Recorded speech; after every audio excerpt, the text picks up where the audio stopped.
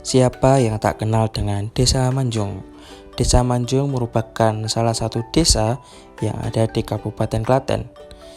Desa ini mata pencarian utama bertumbuh pada sektor industri atau industri UMKM berupa soun. Mari kita lihat bagaimana proses pembuatannya.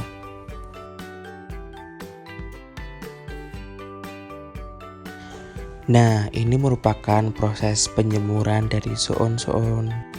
Nah, setelah soun semua kering, soun akan dikemas sedemikian rupa untuk dikirimkan ke pasar.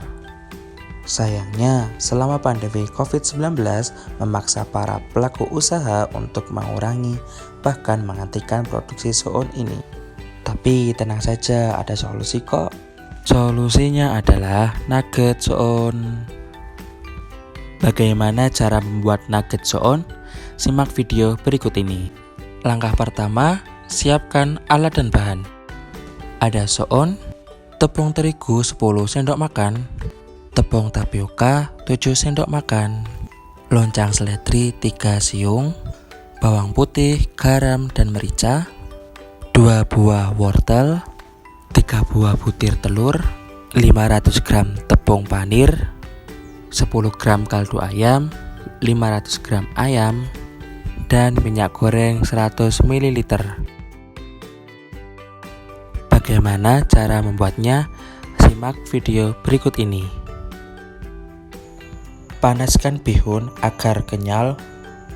Potong wortel hingga menjadi lebih kecil. Iris daun seledri menjadi lebih lembut. Pisahkan daging dengan tulangnya. Tumbuk daging hingga menjadi halus.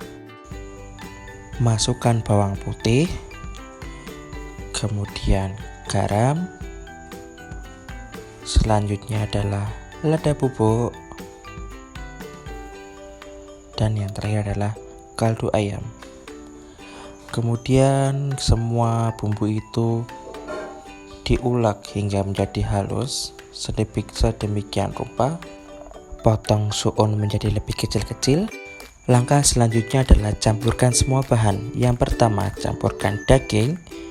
Yang kedua adalah campurkan tepung terigu maupun tepung tapioka hingga rata ya. Kemudian yang ketiga adalah campurkan bumbu halus yang sudah dihaluskan.